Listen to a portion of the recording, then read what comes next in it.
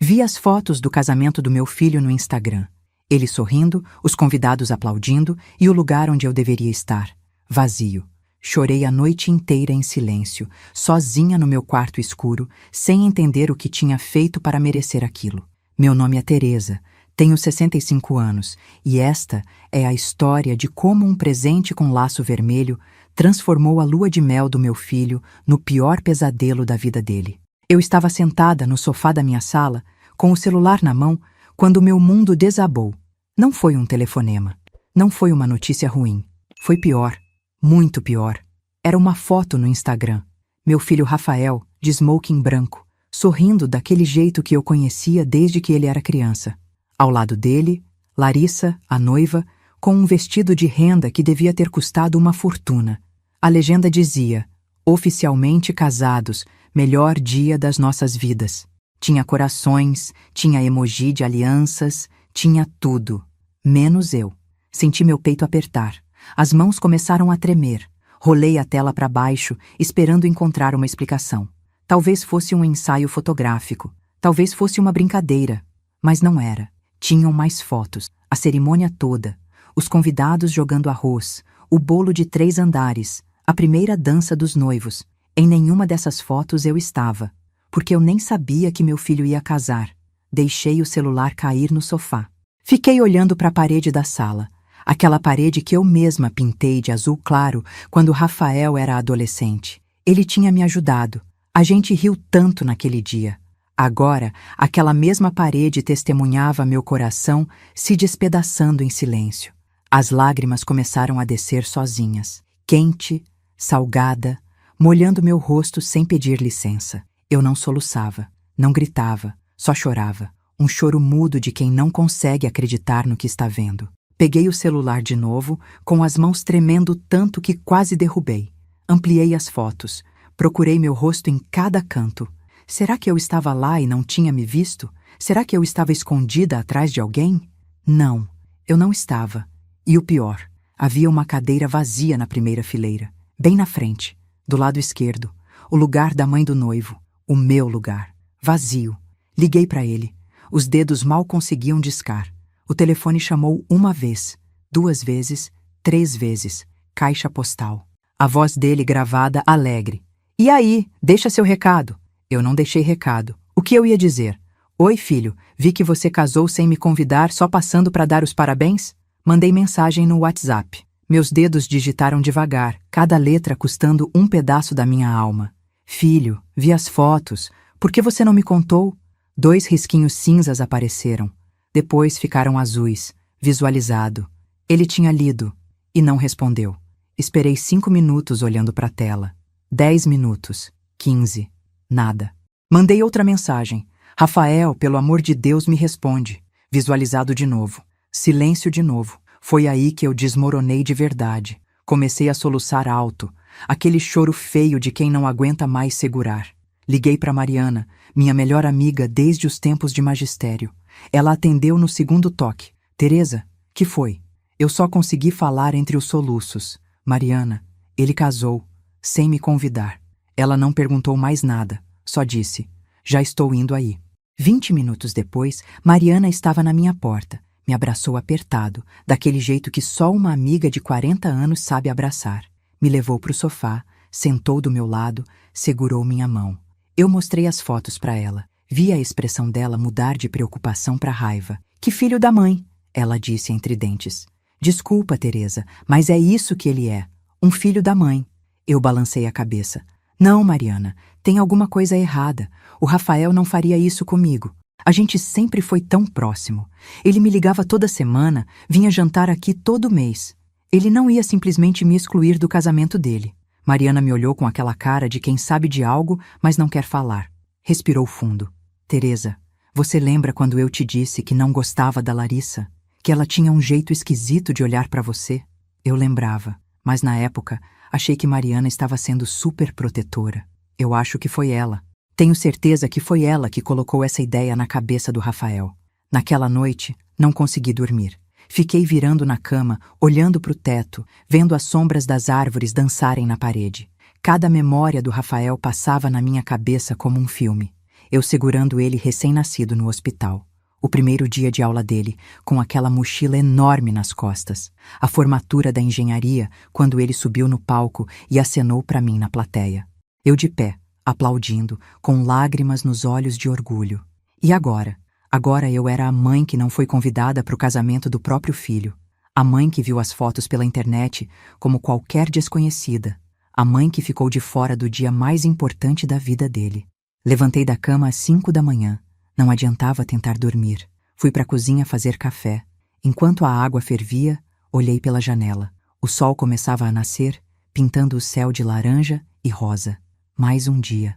Mas esse dia era diferente. Esse dia eu acordei sendo uma mãe descartada.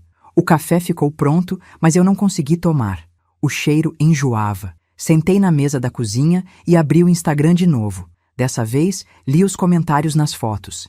Tinha centenas. Que casal lindo! Casamento dos sonhos! Felicidades para os noivos! Procurei algum comentário perguntando pela mãe do noivo. Nada. Ninguém tinha percebido minha ausência. Ou pior, todo mundo sabia e estava fingindo que era normal.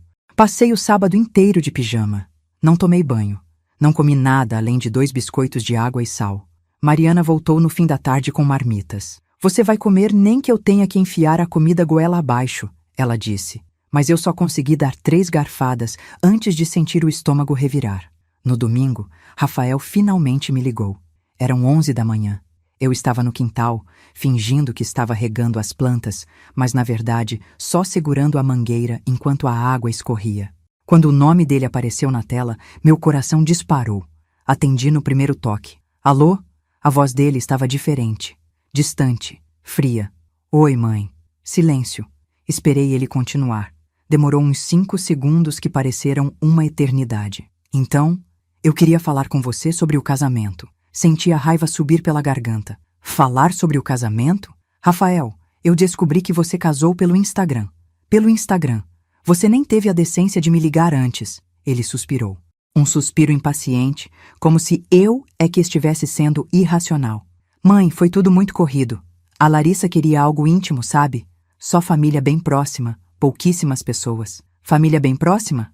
Minha voz saiu mais alta do que eu pretendia. Rafael, eu sou sua mãe. Eu sou a família mais próxima que você tem. Eu te carreguei na barriga por 9 meses. Eu te criei sozinha depois que seu pai morreu. E você me diz que eu não sou família próxima? Mãe, não complica. A voz dele estava irritada agora. Já aconteceu. Não tem mais volta. Olha, eu preciso desligar. A gente tá embarcando pra lua de mel. A gente conversa quando eu voltar, tá? Rafael, espera. Ele desligou. Desligou na minha cara. Fiquei parada no meio do quintal, com o telefone na mão e a mangueira ainda jorjando água nas plantas que já estavam encharcadas. As lágrimas voltaram, mas dessa vez, junto com a tristeza, tinha outra coisa. Raiva. Uma raiva surda, profunda, que começava a ferver no fundo do meu peito. Desliguei a mangueira. Entrei em casa. Sentei no sofá e comecei a pensar. Tinha alguma coisa muito errada nessa história. O Rafael que eu conhecia não fazia isso. Ele sempre foi carinhoso comigo. Sempre me incluiu em tudo. Até conhecer a Larissa. A Larissa. Foi aí que uma memória me atingiu como um tapa na cara. 3 meses atrás. Era uma terça-feira à tarde. Eu estava preparando bolo de cenoura quando a campainha tocou. Era a Larissa. Sozinha. Sem o Rafael. Ela entrou com aquele sorriso perfeito dela, aquele sorriso de comercial de pasta de dente. Oi, dona Teresa. Posso entrar? Queria conversar com a senhora sobre uma coisinha. Achei estranho. Ela nunca tinha vindo sozinha antes, mas ofereci café, cortei um pedaço de bolo, sentamos na sala. Ela começou a falar sobre os planos para o futuro, sobre o apartamento que eles queriam comprar, sobre a possibilidade de fazer uma pós-graduação no exterior. E então, de repente, ela mudou de assunto. Dona Teresa, o Rafael me contou sobre o terreno. Ela tomou um gole de café. Aquele terreno lindo na orla que o seu falecido marido deixou para o Rafael. 800 metros quadrados, né? Deve valer uma fortuna hoje em dia. Eu concordei. Aquele terreno era a herança do meu Antônio. Ele comprou nos anos 80, quando ainda era barato. Hoje, com a valorização da orla, devia valer uns 2 milhões de reais, talvez até mais. Ele deixou para o Rafael no testamento. Era o futuro do meu filho garantido. A Larissa continuou, com aquele jeito casual demais para ser natural. E a transferência? Já foi feita? Porque o Rafael comentou que ainda tá no nome da senhora. Tá mesmo, eu respondi. Eu estava esperando eles casarem para fazer a transferência oficialmente. Queria que fosse meu presente de casamento para vocês dois. Um começo de vida tranquilo, sabe? O sorriso dela ficou mais largo, mas era um sorriso estranho, gelado. Os olhos não sorriam junto. Que lindo, Dona Teresa! A senhora é muito generosa mesmo. Ela colocou a xícara na mesinha de centro. Mas a senhora não acha melhor fazer logo? Para evitar problemas burocráticos futuros? Sabe como é? Essas coisas de inventário, de cartório, às vezes complicam. É melhor resolver logo enquanto é simples. Na hora, eu não pensei nada demais. Achei até que ela estava sendo prestativa, se preocupando com burocracia. Mas agora, sentada no sofá, relembrando essa conversa, cada palavra dela ganhava um peso diferente, um peso sinistro. Ela não estava sendo prestativa, ela estava com pressa. Pressa de colocar aquele terreno no nome do Rafael. Ou melhor, no nome deles dois, já que ela ia casar com ele. E depois dessa conversa, 3 meses depois, eles casaram. Sem me convidar, me excluindo completamente. Será que... Não podia ser.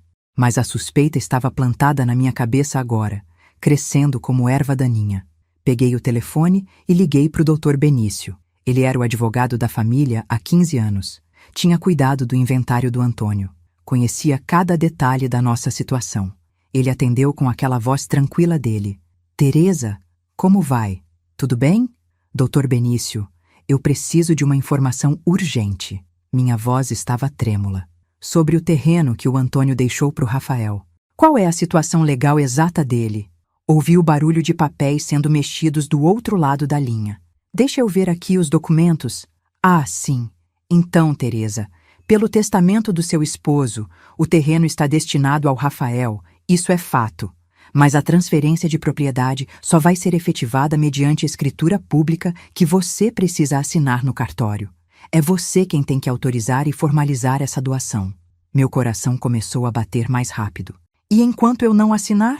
Enquanto você não assinar, o terreno continua legalmente no seu nome. Você é a proprietária. E mais, você pode mudar de ideia a qualquer momento. O testamento estabelece o desejo do falecido, mas a execução depende da sua vontade como viúva e herdeira universal. Desliguei o telefone e fiquei olhando para a parede. Algo estava acordando dentro de mim. Não era raiva, não era tristeza. Era uma clareza fria, cristalina. Eu tinha poder. Tinha mais poder do que eles imaginavam.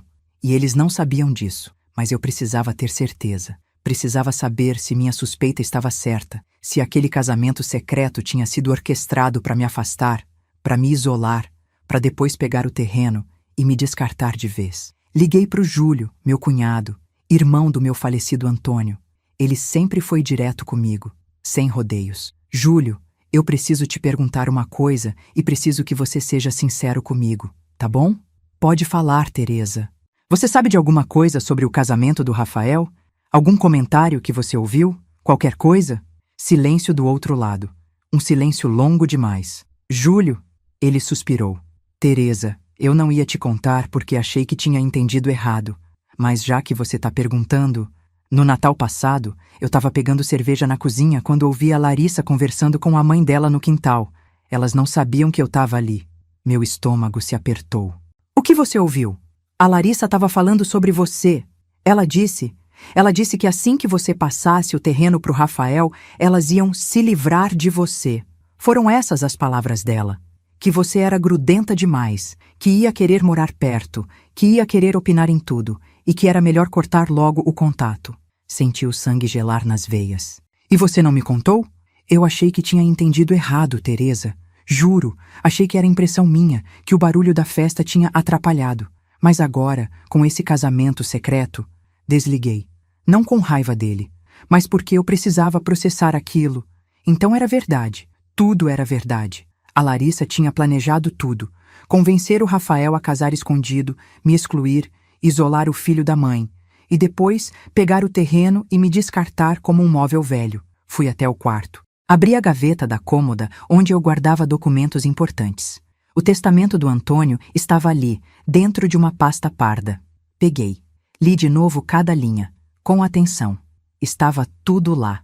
O terreno seria do Rafael, mas mediante doação formal que eu precisava fazer.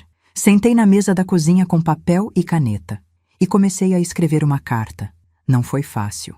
As lágrimas caíam no papel enquanto eu escrevia, mas cada palavra saía do fundo da minha alma, do fundo da minha dor, mas também do fundo da minha força. Meu filho, quando você ler esta carta, vai estar na sua lua de mel, vai estar feliz, comemorando o início da sua nova vida, a vida que você escolheu viver sem mim.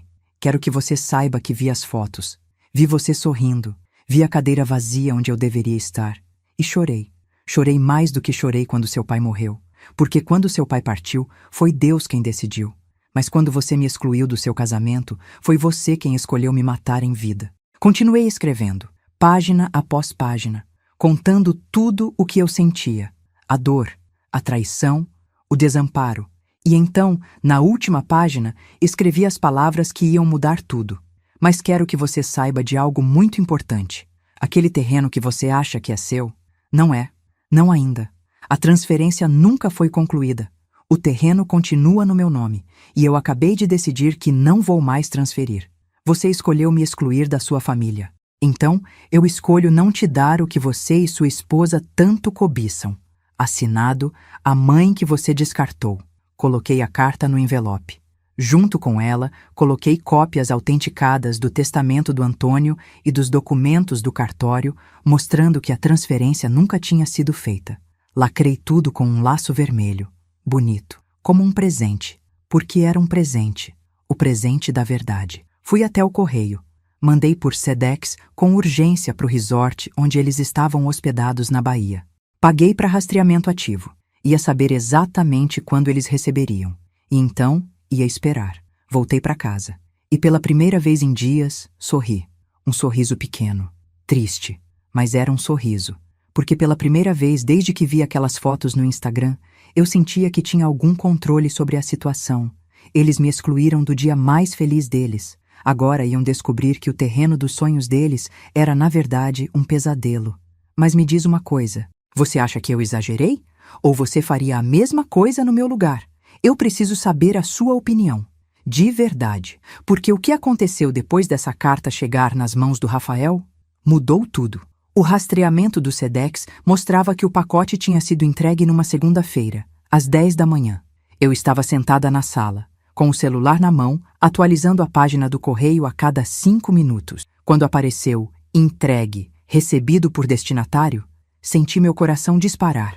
Eles tinham recebido. Naquele exato momento, em algum quarto de hotel luxuoso na Bahia, meu filho estava abrindo aquele envelope. Estava lendo minha carta. Estava vendo os documentos. Estava entendendo que tinha perdido 2 milhões de reais por ter me excluído do casamento dele. Imaginei a cara dele. Imaginei a Larissa lendo por cima do ombro dele. Imaginei o pânico se instalando. E uma parte de mim, uma parte pequena e vingativa que eu nem sabia que existia, sentiu uma satisfação amarga. Mas então veio o vazio. Coloquei o celular no sofá e olhei em volta da minha casa. A mesma casa onde eu tinha criado o Rafael. Onde eu tinha ensinado ele a amarrar o cadarço do tênis. Onde a gente fazia pipoca e assistia filme nas noites de sexta. Onde ele me abraçava antes de dormir e dizia: "Te amo, mãe." Aquela casa de repente parecia enorme e vazia. O silêncio era tão pesado que machucava os ouvidos. Levantei do sofá e fui até o quarto dele. O quarto que eu tinha mantido do mesmo jeito mesmo depois dele sair de casa. A cama arrumada, o troféu de futebol da escola na prateleira, o pôster do time dele na parede. Sentei na cama dele e senti o cheiro do quarto. Aquele cheiro que não era mais dele, mas que ainda guardava alguma memória. E foi aí que desabei de novo. Comecei a chorar. Não um choro de raiva, um choro de perda, profundo, dilacerante, porque a verdade é que eu não queria aquele terreno. Eu nunca tinha querido. O que eu queria era meu filho. Queria estar no casamento dele. Queria ter conhecido os sogros dele. Queria ter visto ele colocar a aliança no dedo da Larissa. Queria ter dançado com ele na festa. Mas em vez disso, eu estava ali, sozinha, num quarto vazio, segurando um pedaço de papel do cartório como se fosse um troféu. Os dias seguintes foram os piores da minha vida. Pior do que quando o Antônio morreu. Porque quando o Antônio morreu, eu tinha o Rafael para me apoiar. A gente chorou junto. A gente se segurou. A gente prometeu que ia continuar sendo uma família. Mas agora eu não tinha ninguém.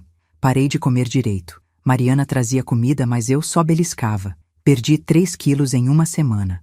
Parei de sair de casa. Parei de atender o telefone. Só ficava deitada no sofá, olhando para o teto, esperando o tempo passar. Na quarta-feira, às 3 da manhã, meu telefone começou a tocar.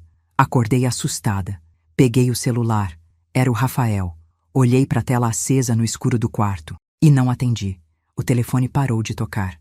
2 segundos depois, começou de novo. Não atendi. Parou. Começou de novo. 42 chamadas perdidas. Todas dele. Abri o WhatsApp. Tinha 17 mensagens. Mãe, atende por favor. Preciso falar com você urgente. Mãe, isso não pode ser verdade. Você não pode fazer isso. Atende o telefone pelo amor de Deus. Li todas, uma por uma. E não respondi nenhuma, porque não tinha nada para dizer. Tudo o que eu precisava dizer estava naquela carta. Desliguei o celular e voltei a dormir. E, surpreendentemente, dormi melhor do que tinha dormido em dias. No dia seguinte, ele apareceu na minha porta. Eram 8 da manhã. Eu estava tomando café quando ouvi a campainha. Abri a porta. E lá estava ele, com olheiras profundas, barba por fazer, roupa amassada. Não parecia um homem em lua de mel. Parecia um homem desesperado. Mãe, a voz dele saiu fraca. A gente precisa conversar. Abri a porta, mas não dei passagem. Fiquei parada na soleira, bloqueando a entrada. Ele tentou me abraçar. Dei um passo para trás. O gesto foi instintivo, automático, e vi a dor nos olhos dele quando percebi que eu tinha recuado. Você leu a carta? Minha voz saiu mais fria do que eu esperava. Ele baixou a cabeça. Li. Então você entendeu que o terreno ainda é meu, que eu posso fazer o que quiser com ele, e que decidi não transferir mais. Ele levantou a cabeça. Os olhos estavam vermelhos. Não sei se de sono ou de choro. Mãe, você não pode fazer isso. Aquele terreno é meu. Pai deixou para mim no testamento. Senti a raiva subir. Seu pai deixou para você porque confiava que você cuidaria de mim, que me respeitaria, que me honraria. Você fez o oposto, Rafael. Me excluiu do seu casamento. Me tratou como se eu fosse nada. Como se eu fosse um móvel velho que não cabe mais na decoração nova. Não foi assim. Ele passou a mão pelo cabelo, frustrado. Você não entende. Foi tudo muito complicado. Então me explica. Cruzei os braços. Me explica por que você casou escondido. Me explica por que você não me convidou. Me explica por que você visualizava minhas mensagens e não respondia. Ele abriu a boca, mas não saiu som. Ficou me encarando, procurando palavras que não existiam, porque não tinha explicação, não tinha justificativa. E ele sabia disso. Foi quando ouvi o carro estacionando na calçada. Olhei por cima do ombro dele. Era a Larissa. Saiu do carro com aquele jeito dela, toda produzida mesmo às 8 da manhã. Salto alto, batom vermelho, óculos escuros grandes que escondiam metade do rosto. Ela veio direto para a porta. Tentou entrar na minha casa como se fosse a dona. Bloqueei a passagem com o braço. Você não entra aqui. Ela tirou os óculos. Os olhos dela estavam duros. Dona Teresa, vamos resolver isso como adultos. Aquele terreno é do Rafael por direito. Tá no testamento. Olhei bem nos olhos dela. Não. É meu por direito legal. O testamento estabelece o desejo do meu falecido marido. Mas a transferência só acontece se eu assinar. E eu não vou assinar. A máscara de simpatia caiu. Ela deu um passo à frente, agressiva. Você é uma egoísta, uma mãe manipuladora. Tá usando o terreno para controlar seu filho. Isso é chantagem emocional. Sorri. Um sorriso triste. Cansado. Não, querida. Eu estou usando o terreno para me proteger de uma nora manipuladora que planejou me isolar do meu próprio filho. Você acha que eu não sei? Você acha que eu não descobri? Vi o sangue fugir do rosto dela. Do que você está falando? 3 meses atrás, você veio aqui, sozinha. Perguntou sobre o terreno. Perguntou se a transferência já tinha sido feita. Tava com pressa, né? Queria que eu formalizasse logo a doação. E depois, você convenceu meu filho a casar escondido. a me excluir, porque quanto menos influência eu tivesse sobre ele, mais fácil seria para vocês pegarem o terreno e me descartarem de vez. Rafael ficou branco. Mãe, não foi assim. Júlio ouviu Rafael. Minha avó saiu firme. Seu tio ouviu a Larissa conversando com a mãe dela no Natal. Ela disse que ia se livrar de mim assim que o terreno fosse transferido. Disse que eu era grudenta demais, que ia atrapalhar a vida perfeita de vocês. Larissa perdeu a compostura. Ele entendeu errado. Não foi isso que eu disse. Então me diz, foi o que você disse? Olhei para ela. Porque se não foi isso, me explica por que meu filho casou sem me convidar. Me explica por que ele visualizava minhas mensagens e não respondia. Me explica por que você teve tanta pressa em transferir aquele terreno. Silêncio. Ela não tinha resposta, porque não tinha resposta possível. Rafael tentou argumentar. Tentou explicar que tinha sido fraco, que tinha se deixado influenciar, que não sabia que Larissa pensava assim, mas eu já tinha ouvido o suficiente. Disse para ele com a voz mais calma que consegui. Rafael, você tem uma escolha. Reconstruir nossa relação do zero, com respeito, transparência e honestidade, sem ela no meio. Ou seguir sua vida com a Larissa e sem o terreno. Você decide. Fechei a porta, devagar, mas com firmeza. Ouvi os dois discutindo do outro lado. A voz dela, aguda, histérica. A voz dele, baixa, defensiva. O barulho do carro saindo em alta velocidade. Encostei na porta fechada e escorreguei até sentar no chão. E chorei de novo, porque mesmo com toda a raiva, com toda a decepção, ele ainda era meu filho. E uma parte de mim queria abrir aquela porta, correr atrás dele, abraçar ele e dizer que estava tudo bem. Mas não estava tudo bem. E eu não podia fingir que estava. As semanas seguintes foram as mais solitárias da minha vida. Eu acordava cedo, fazia café, sentava na varanda, olhava os vizinhos saindo para trabalhar, as crianças indo para a escola, a vida acontecendo enquanto a minha estava suspensa. Mariana vinha todo dia, trazia pão fresco, trazia frutas, sentava comigo e conversava sobre qualquer coisa menos o Rafael. Até que um dia ela disse: Teresa, você precisa viver. Você tem 65 anos. Não vê continuar é o fim do mundo. É uma fase ruim, mas não é o fim. Eu sei. Mordi um pedaço de pão. Mas não é fácil? Nunca é. Ela pegou minha mão. Mas você é mais forte do que pensa. Sempre foi. E foi ali, naquela conversa simples, que algo mudou dentro de mim. Eu tinha passado semanas afundada na dor, afundada na autopiedade. Mas será que eu ia deixar aquela situação me destruir? Será que ia deixar a Larissa ganhar? Não, não ia. Comecei aos poucos. Voltei a comer direito. Voltei a cuidar da casa. Voltei a sair na rua. Fui na feira. Cumprimentei os vizinhos. Fui na missa do domingo. Comecei a me reconectar com a vida. E sabe o que eu descobri? Que eu vivia melhor sozinha do que mal acompanhada. Não tinha ninguém me cobrando nada. Não tinha ninguém me julgando. Não tinha ninguém me usando. Era só eu. E pela primeira vez em muito tempo, isso não parecia ruim. Parecia até libertador. Fui ao salão, cortei o cabelo, fiz as unhas, comprei roupa nova. Não porque eu queria impressionar alguém, mas porque eu merecia me sentir bem comigo mesma.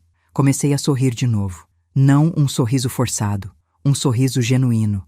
Mariana percebeu a mudança. Olha só, a Teresa que eu conheço tá voltando. Ela me abraçou apertado. Eu sabia que você ia conseguir, mas no fundo ainda tinha um vazio, um buraco que o Rafael tinha deixado. E por mais que eu tentasse preencher com outras coisas, ainda doía, principalmente de noite, antes de dormir, quando a casa ficava silenciosa demais. Foi numa terça à tarde que meu celular tocou. Número desconhecido. Pensei em não atender, mas algo me fez atender. Alô? Dona Teresa? Era uma voz de mulher, educada, formal. Aqui é do escritório de advocacia Campos em Associados. A senhora conhece? Meu coração apertou. Conheço. É o escritório onde a Larissa trabalha. Isso. A doutora Larissa pediu para eu ligar. Ela gostaria de marcar uma reunião com a senhora, para conversarem sobre assuntos de família. A senhora teria disponibilidade? Fiquei em silêncio por alguns segundos. Uma reunião? Para quê? Mas então entendi. Eles queriam negociar. Queriam tentar convencer a me fazer mudar de ideia sobre o terreno. E sabe de uma coisa? Eu quis ir. Não porque eu ia ceder, mas porque eu precisava olhar nos olhos deles e mostrar que eu não era mais aquela mulher quebrada que eles tinham deixado na porta de casa. Pode ser na próxima segunda-feira, às 4 da tarde. Perfeito, Dona Teresa. Vou anotar aqui. A gente se vê na segunda, então. Tenha um ótimo dia. Desliguei e sorri. Um sorriso que tinha um pouco de tristeza, mas também tinha determinação. Mas 2 dias antes dessa reunião acontecer, algo mudou tudo. Eu estava em casa, organizando papéis antigos, quando encontrei um envelope velho no fundo da gaveta. Era uma carta, do Antônio, escrita pouco antes dele morrer. Eu nunca tinha visto aquela carta. Abri com as mãos tremendo. Minha amada Teresa, se você está lendo isso, é porque eu já parti. Quero que você saiba que o terreno que deixei para o Rafael não é só um presente. É uma responsabilidade. É uma forma de garantir que ele sempre cuide de você, porque sem você, ele não é nada. Você é a base, o alicerce. Não deixe ninguém fazer você esquecer disso. Te amo para sempre. Antônio. Segurei a carta contra o peito e chorei. Mas dessa vez não era um choro de tristeza. Era um choro de força, porque o Antônio tinha razão. Eu era o alicerce, e estava na hora de lembrar todo mundo disso. Mas foi na sexta à noite, véspera da tal reunião, que algo inesperado aconteceu. Eu estava jantando sozinha, assistindo televisão, quando ouvi um barulho estranho lá fora. Vozes, vidro quebrando. Fui até a janela. Na casa do vizinho da frente, tinha um carro parado. Um carro que eu conhecia. Era o carro da Larissa. O que ela estava fazendo ali? O vizinho era o seu Maurício, um senhor de 70 anos que morava sozinho. Ele e eu nos dávamos bem. Conversávamos na calçada de vez em quando. Ele até me deu mudas de roseira mês passado. Fiquei observando. A Larissa saiu do carro, entrou na casa dele, ficou lá por uns 20 minutos. Quando saiu, estava com uma pasta debaixo do braço. E o seu Maurício estava na porta com uma cara estranha, preocupada. No dia seguinte de manhã, encontrei o seu Maurício na calçada. Bom dia, tá tudo bem? Perguntei casual. Ele me olhou e suspirou. Ah, Dona Teresa, aquela moça que veio aqui ontem. Ela é advogada, né? Eu confirmei. Ela me fez assinar uns papéis. Disse que era sobre a rua, sobre a associação de moradores. Mas eu fiquei com um pressentimento ruim. Meu estômago gelou. Que tipo de papéis? Não sei direito. Tinha um monte de termo jurídico. Ela disse que era só uma formalidade, que não ia mudar nada. Ele coçou a cabeça. Mas agora tô aqui pensando. Será que eu não fiz besteira? Peguei o telefone assim que voltei para casa. Liguei para o Dr. Benício. Preciso marcar urgente, amanhã, antes das 4. E foi assim, com aquela informação nova e perturbadora, que eu cheguei na segunda-feira, pronta para uma reunião que prometia ser explosiva. A reunião estava marcada para o escritório da Larissa às 4 da tarde. Mas às 10 da manhã, eu já estava no escritório do Dr. Benício, sentada na cadeira de couro da sala dele, com uma xícara de café tremendo na minha mão. Teresa, me conta direito o que aconteceu, ele disse, abrindo um bloco de notas. Contei tudo. A visita da Larissa ao seu Maurício, os papéis que ela fez ele assinar, o pressentimento ruim dele. Doutor. Benício anotava tudo, com aquela cara séria de quem já viu muita coisa errada na vida. Você acha que tem a ver comigo? Com o terreno? Perguntei. Ele respirou fundo. Teresa, eu não quero te assustar, mas tem algo que você precisa saber. Nas últimas 2 semanas, eu recebi 3 ligações anônimas perguntando sobre o status legal do seu terreno, querendo saber se tinha algum processo em aberto, se tinha alguma dívida vinculada ao imóvel. Senti o sangue gelar. E tem? Não tem nada. O terreno tá limpo, mas o fato de alguém estar investigando, isso me preocupa. Ele se inclinou para frente. Teresa, você confia que o Rafael não faria nada contra você? Eu confio nele, não confio nela. Então eu vou fazer o seguinte. Vou dar umas ligadas. Vou investigar discretamente o que a doutora Larissa anda fazendo. E você, hoje à tarde, vai naquela reunião. Mas não vai prometer nada, não vai assinar nada e vai prestar muita atenção em tudo que for dito. Combinado? Concordei. Mas meu estômago estava revirado. Voltei para casa. Tentei almoçar, mas não consegui. Fiquei andando pela sala, olhando o relógio. 3 horas, 3h30. Às 3h45, saí de casa. O escritório da Larissa era num prédio comercial no centro. 10º andar. Vidros espelhados. Recepção com sofá de couro. Uma secretária loira de unhas compridas me recebeu com um sorriso profissional. A doutora Larissa já está esperando. Sala 6. Caminhei pelo corredor com o coração batendo forte. Bati na porta. Pode entrar. Era a voz dela. Abri a porta. E lá estavam os dois. Rafael sentado numa cadeira ao lado da mesa. Larissa atrás da mesa, numa cadeira giratória cara. Ela estava com terno azul marinho, cabelo preso, maquiagem perfeita. Parecia uma executiva de filme. Ou uma vilã. Dona Teresa, que bom que a senhora veio. Senta, por favor.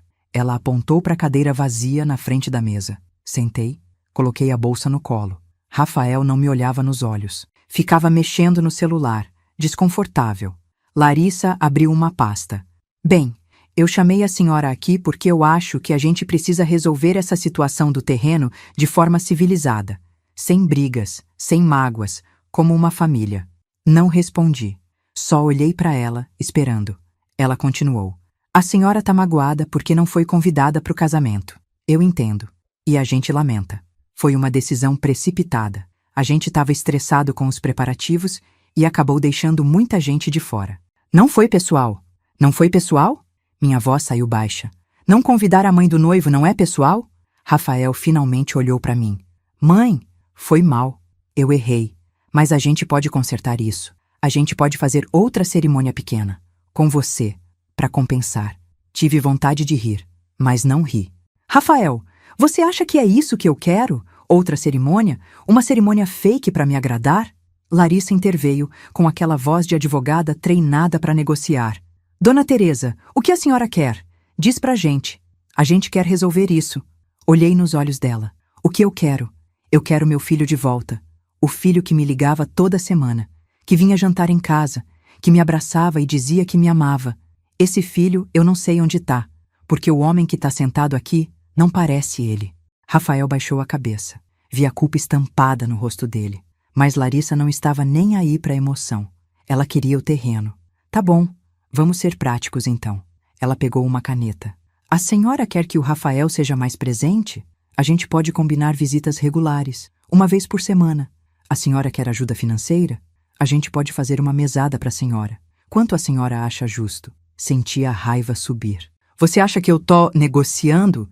Que eu tô fazendo chantagem? Não, não.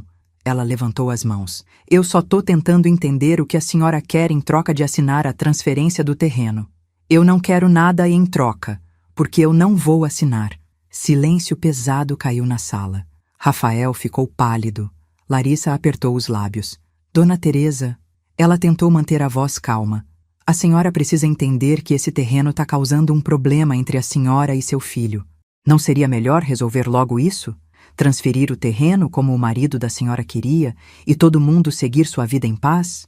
Meu marido queria que o Rafael cuidasse de mim. Ele não está cuidando de mim. Então não é o que meu marido queria. Larissa mudou de tática. Ficou mais agressiva. A senhora sabe que pode haver uma ação judicial, né? O testamento é claro. O terreno é do Rafael. A senhora está apenas atrasando o inevitável. Então entra com a ação. Cruzei os braços. Eu espero. Porque enquanto a justiça não decidir, o terreno é meu. E eu faço o que quiser com ele.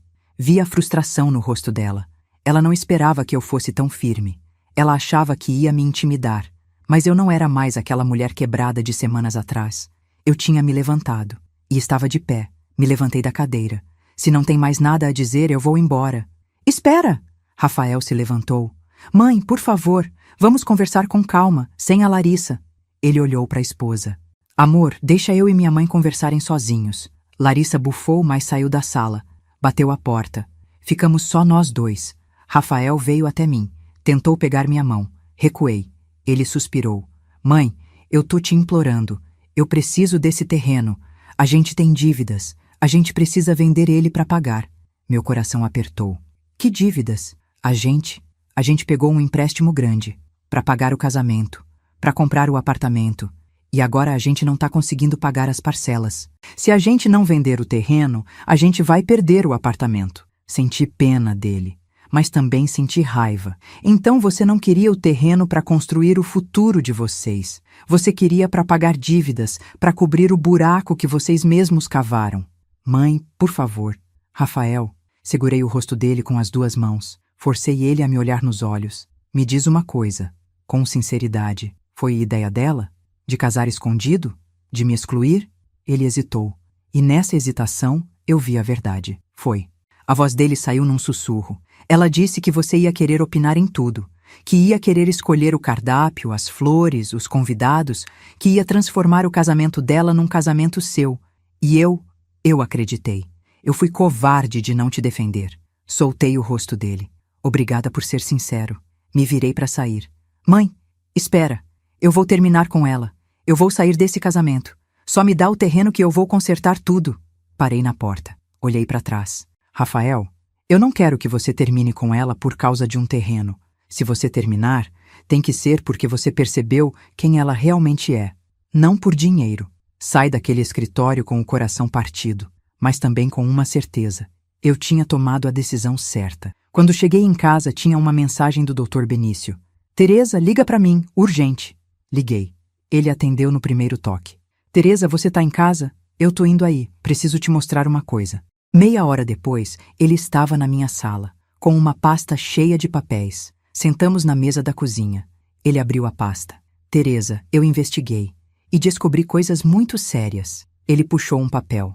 Esse aqui é um requerimento que a doutora Larissa entrou no cartório há 3 semanas. Ela está tentando provar que você é mentalmente incapaz de administrar seus bens. Senti o mundo girar. O quê? Ela juntou testemunhos de vizinhos dizendo que você anda confusa, esquecida, que não cuida da casa direito. E tem até um laudo médico falso aqui, assinado por um psiquiatra que ela conhece, dizendo que você tem sinais de demência. As lágrimas começaram a descer. Mas isso é mentira. Eu não tenho nada. Eu sei. E por isso eu já entrei com uma ação contra ela por falsidade ideológica. Mas Teresa tem mais. Ele puxou outro papel. Aqueles papéis que ela fez o seu Maurício assinar? Era um testemunho, dizendo que ele sempre te vê confusa, falando sozinha, deixando o fogão ligado. Mas eu nunca fiz nada disso. Eu sei. E o seu Maurício também sabe. Eu já falei com ele. Ele vai testemunhar a seu favor, dizendo que foi enganado. Mas você entende o que isso significa? A Larissa está tentando te internar, te declarar incapaz, para que o Rafael, como único filho, assuma a tutela dos seus bens, incluindo o terreno. Fiquei em choque. Não conseguia processar. Aquilo era além de qualquer maldade que eu imaginava. Ela não só queria o terreno, ela queria me destruir. Tem mais. Dr. Benício pegou um terceiro documento. Eu descobri que ela já vendeu o terreno, antes mesmo dele ser transferido. Ela fez um contrato de gaveta com um incorporador. Ele pagou um sinal de R$300 mil para ela, com a promessa de que o terreno seria dele em 90 dias. Minha avó saiu rouca. Ela vendeu um terreno que não era dela? Exatamente. E se ela conseguisse te internar, conseguir a tutela através do Rafael, ela ia transferir o terreno para ela mesma e depois para o incorporador, embolsando R$2 milhões. E você? Você ia ficar internada numa clínica, drogada, sem ter como se defender. Comecei a tremer, de raiva, de medo, de choque. Dr. Benício segurou minha mão. Mas não vai acontecer, porque a gente descobriu a tempo. E agora a gente vai reagir. Como? Ele sorriu. Um sorriso de quem já viu muita gente tentar ser esperto e se dar mal. Deixa comigo, eu vou preparar tudo. E daqui a 1 semana você vai convocar os dois para uma reunião, na sua casa, e você vai colocar todas as cartas na mesa. Passei os próximos 7 dias num misto de ansiedade e raiva. Dr. Benício trabalhava dia e noite. Juntou todas as provas. Gravou o depoimento do seu Maurício, conseguiu cópia do contrato de gaveta com o incorporador. Montou um dossiê completo. E no sábado de manhã, eu mandei uma mensagem para o Rafael. Preciso falar com você e com a Larissa. Hoje, às 7 da noite, na minha casa. É sobre o terreno. Vocês vão querer vir. Ele respondeu na hora. A gente vai. Passei o dia preparando. Não estava preparando comida. Estava preparando uma armadilha. Dr. Benício chegou às 6. Colocamos todos os documentos em envelopes pardos. Organizamos na mesa da sala. Cada envelope com uma etiqueta. Falsidade ideológica. Contrato de gaveta. Testemunhos falsos. Ação judicial. Às 7 em ponto, a campainha tocou. Abri a porta. Lá estavam eles. Rafael com cara de cansado. Larissa com cara de quem achava que ia ganhar aquela reunião. Entra. Minha voz estava calma, fria. Eles entraram. Viram a mesa cheia de envelopes. Viram o Dr. Benício em pé ao lado. Larissa franziu a testa. O que é isso? Sorri. Um sorriso que não chegava nos olhos. Senta, vocês vão precisar. E foi aí que a verdadeira vingança começou.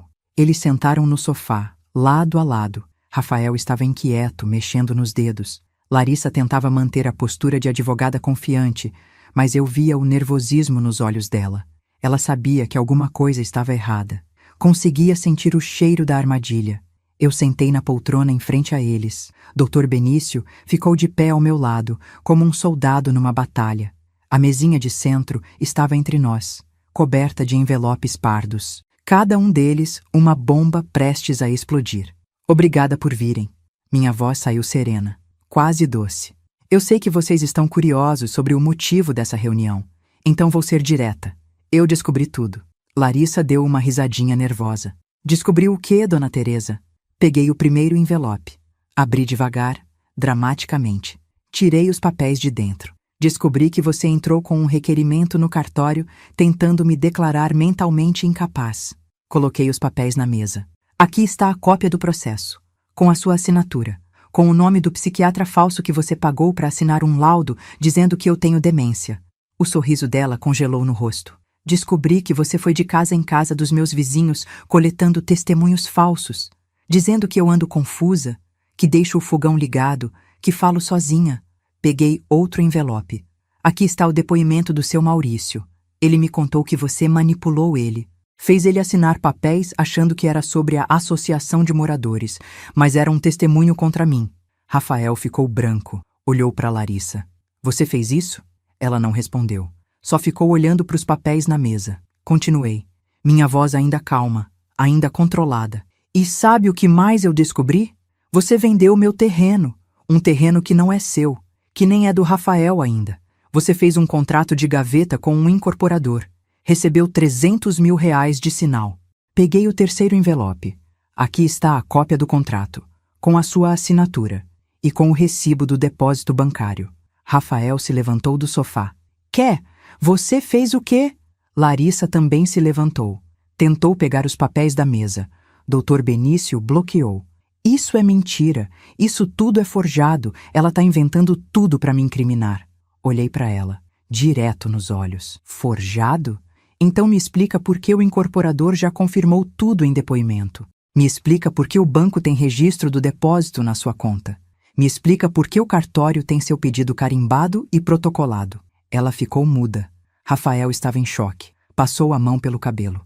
Larissa, me olha. Isso é verdade? Ela tentou tocar nele. Ele recuou. Rafael, eu fiz isso por nós.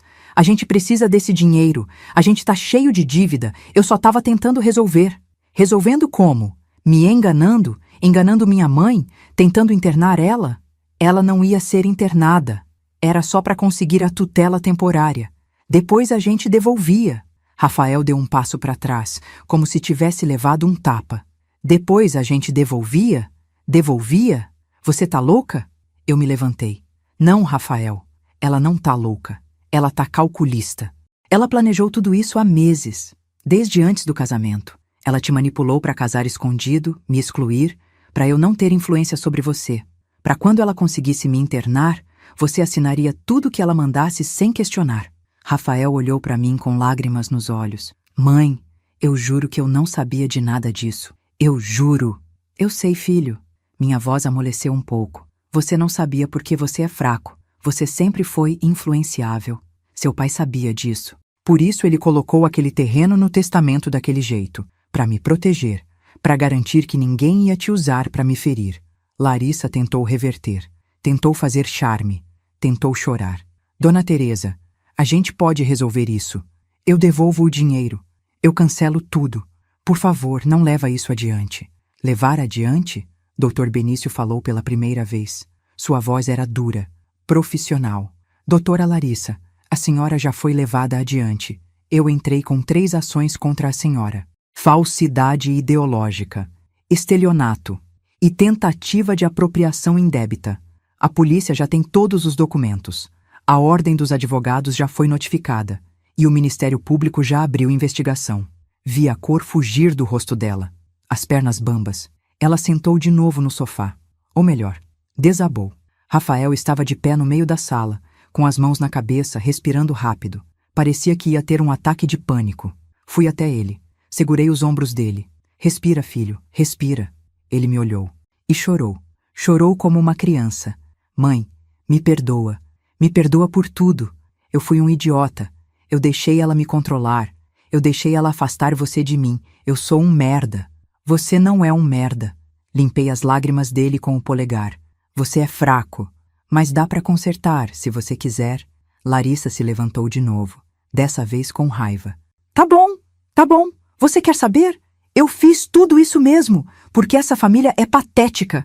Porque você, Dona Teresa, é grudenta demais. Porque você não deixa seu filho crescer. Porque você fica se fazendo de coitada, de mártir, e todo mundo tem que ficar com pena de você. Eu cansei. O silêncio que caiu na sala foi pesado, denso. Eu olhei para ela e sorri. Obrigada. Ela franziu a testa. Obrigada? Obrigada por confirmar tudo. Porque sabe aquele celular ali na estante? Apontei para o celular que eu tinha deixado estrategicamente apoiado, com a câmera virada para a sala. Tá gravando, tudo. O rosto dela ficou vermelho, depois roxo. Você me gravou? Gravei. E essa gravação vai direto para o Dr. Benício, para o Ministério Público e para a OAB, junto com todos os outros documentos. Ela partiu para cima de mim. Literalmente. Veio com as mãos para frente tentando me agredir. Rafael segurou ela. Larga? Larga de mim. Sai da minha casa. Minha voz saiu num grito. Um grito que vinha lá do fundo. Sai agora antes que eu chame a polícia. Dr. Benício já estava com o telefone na mão. Quer que eu ligue, Teresa? Larissa parou de se debater. Olhou para mim com ódio puro. Você vai se arrepender disso. Eu vou te processar, vou te destruir. Pode tentar. Cruzei os braços. Mas você vai fazer isso da cadeia. Porque falsidade ideológica dá de 2 a 6 anos de prisão. Estelionato dá de 1 a 5 anos. E apropriação indébita dá de 1 a 4 anos. Então você vai ter bastante tempo livre para pensar em como me destruir. Ela pegou a bolsa. Saiu batendo a porta tão forte que o quadro da parede tremeu. Rafael ficou parado no meio da sala, perdido. Olhou para mim. Mãe, e agora? Agora você vai decidir. Sentei de novo na poltrona. Você vai ficar com ela? Vai tentar salvar esse casamento furado? Ou vai tomar vergonha na cara e reconstruir sua vida? Ele sentou no sofá. Enterrou o rosto nas mãos. Eu não sei. Eu não sei mais de nada. Dr. Benício juntou os papéis. Teresa, eu vou levar esses documentos para o escritório. Amanhã cedo a gente protocoliza tudo. E você, Rafael? Ele olhou para o meu filho. Arruma um advogado, porque você vai continuar, vai precisar se separar dela o mais rápido possível. E vai precisar provar que você não tinha conhecimento de nenhuma das ações dela. Senão, você vai afundar junto. Rafael assentiu, mudo. Quando o Dr. Benício saiu, ficamos só eu e meu filho, em silêncio. Ouvia só o relógio da parede fazendo tic-tac. Você vai me perdoar? A voz dele saiu baixinha, quebrada. Respirei fundo. Eu já te perdoei, Rafael, porque você é meu filho, e eu te amo mais do que qualquer terreno, qualquer dinheiro, qualquer coisa nesse mundo. Mas perdoar não significa esquecer, e não significa que a gente volta a ser como era antes, porque a gente não volta. Eu sei. Ele limpou o nariz. Eu destruí tudo, né? Você não destruiu tudo. Você tomou decisões ruins, mas ainda dá tempo de consertar, se você realmente quiser. Ele levantou. Veio até mim. Ajoelhou na frente da poltrona. Pegou minhas mãos. Eu quero, mãe. Eu juro que eu quero. Eu vou terminar com ela. Vou sair desse casamento. Vou procurar um psicólogo para me ajudar a entender como eu deixei isso acontecer. Eu vou consertar. Segurei o rosto dele. Então conserta, mas não por mim. Faz por você, porque você merece melhor. Ele abraçou minhas pernas e chorou mais um pouco. Eu passei a mão no cabelo dele, como fazia quando ele era criança e tinha pesadelo. Depois que ele foi embora, sentei sozinha no sofá. Olhei para a sala, para os envelopes ainda espalhados na mesa, para as provas da maldade que a Larissa tinha tentado fazer comigo. E sabe o que eu senti? Não senti raiva, não senti tristeza. Senti alívio, porque a verdade tinha vindo à tona, porque a máscara tinha caído, porque agora todos saberiam quem era quem. Peguei o celular, parei a gravação, salvei o vídeo, mandei para o Dr. Benício e então deitei no sofá e dormi. Dormi a noite inteira, sem pesadelo, sem acordar no meio da madrugada. Dormi em paz, porque a justiça finalmente estava sendo feita. As semanas seguintes foram como assistir dominós caindo em sequência, uma peça derrubando a outra, e cada queda era mais satisfatória que a anterior. A primeira coisa que aconteceu foi a OAB suspendendo a licença da Larissa. Em 3 dias, ela não podia mais advogar. O escritório onde ela trabalhava a demitiu imediatamente. Não queriam a reputação deles associada a uma advogada que falsificava documentos e tentava fraudar heranças. Depois veio a investigação criminal. O Ministério Público não brincou em serviço. Chamaram ela para depor. Chamaram o incorporador. Chamaram o psiquiatra que assinou o laudo falso. Um por um, todo mundo começou a falar, a proteger o próprio pescoço. E a Larissa foi afundando. O incorporador devolveu os R$300 mil e rasgou o contrato de gaveta. Ele não queria ser processado por receptação. O psiquiatra perdeu o CRM. E a Larissa? A Larissa foi indiciada por 3 crimes. Rafael apareceu na minha casa numa quinta-feira. Tinha olheiras profundas, barba por fazer, roupa amassada, mas tinha algo diferente nele. Uma tristeza madura, uma culpa consciente. Entrei com o divórcio. Foi a primeira coisa que ele disse quando sentou na mesa da cozinha. Servi café para ele. E como você tá? Destruído. Ele mexeu o açúcar no café sem olhar para mim, mas aliviado também. É estranho. É como se eu tivesse acordado de um pesadelo e percebido que eu mesmo tinha criado o monstro. Você não criou ela, Rafael. Você só foi ingênuo o suficiente para acreditar nas mentiras dela. Ele finalmente me olhou. Mãe, eu tô fazendo terapia 2 vezes por semana e tá sendo difícil, porque eu tô percebendo o quanto eu sou fraco, o quanto eu sempre fui. Desde pequeno, eu sempre quis agradar todo mundo, sempre tive medo de conflito, e ela usou isso contra mim. Peguei a mão dele. O importante é que você tá percebendo e que você tá mudando. O apartamento vai ser penhorado. Ele suspirou.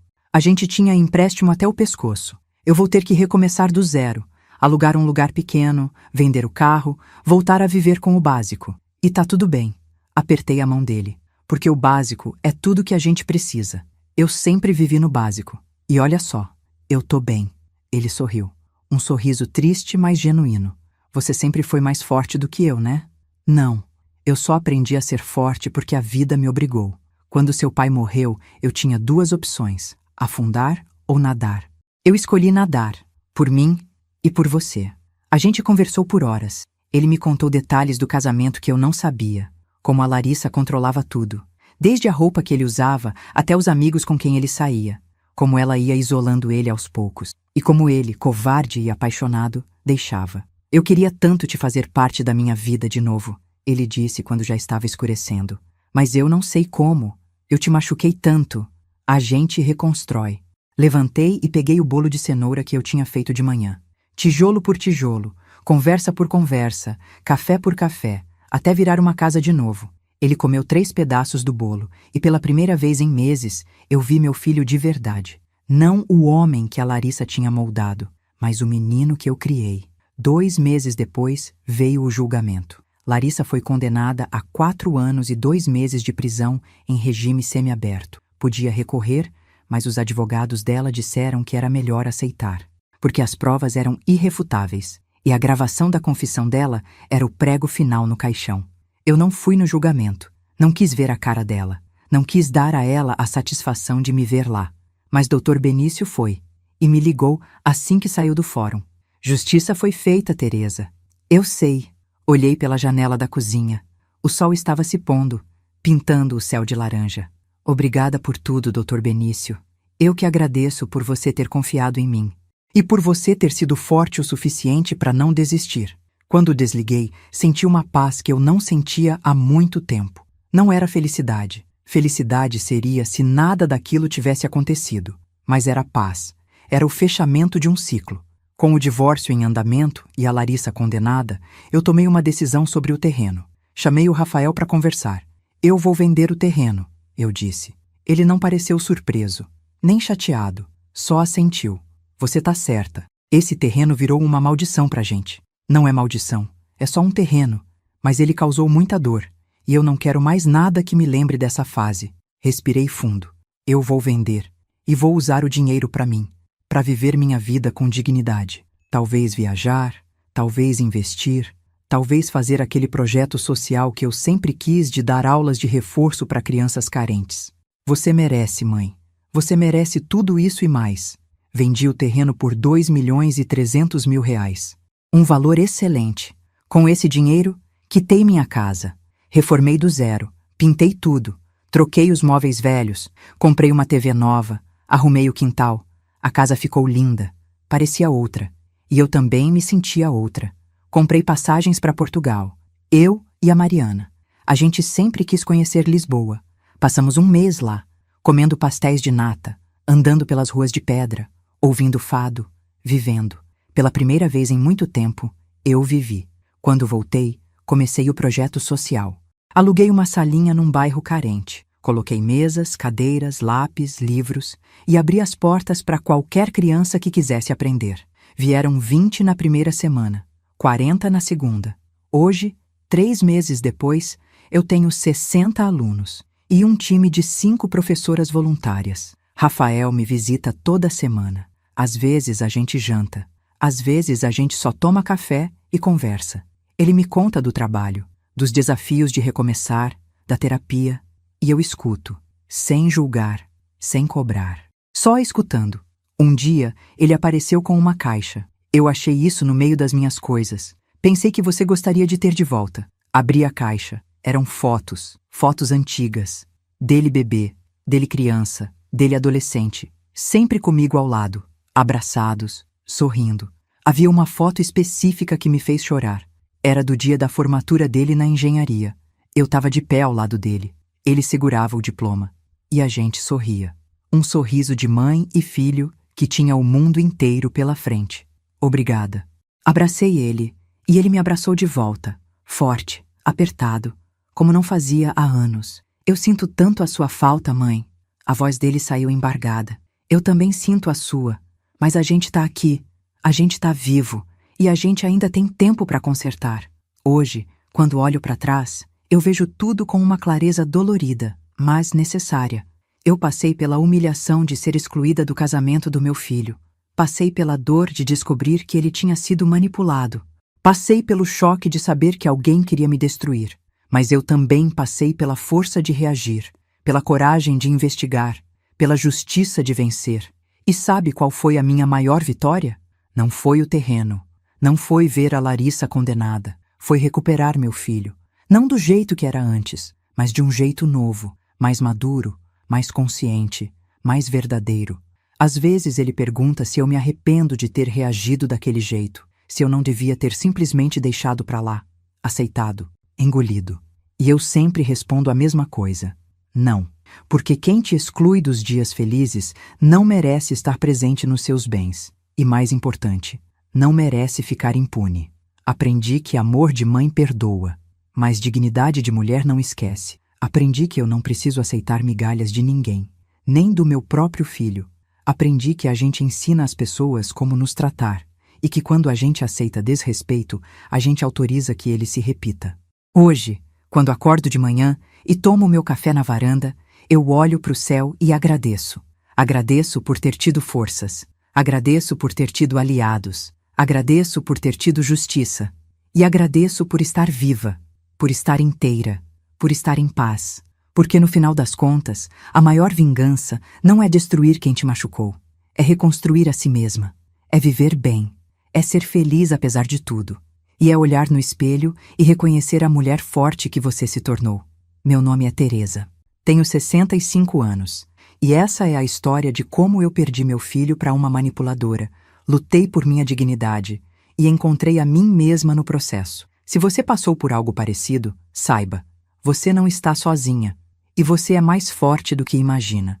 Não aceite menos do que você merece, nem da sua família, nem de ninguém. E se você gostou dessa história, compartilha com alguém que precisa ouvir. Comenta aqui embaixo o que você faria na minha situação. Se inscreve no canal para não perder as próximas histórias. E clica naquele vídeo que está passando na tela agora. É de outra mulher incrível que também resgatou sua dignidade. Porque a gente precisa lembrar, ninguém passa por cima da gente se a gente não deixar. E nunca, nunca é tarde para recomeçar.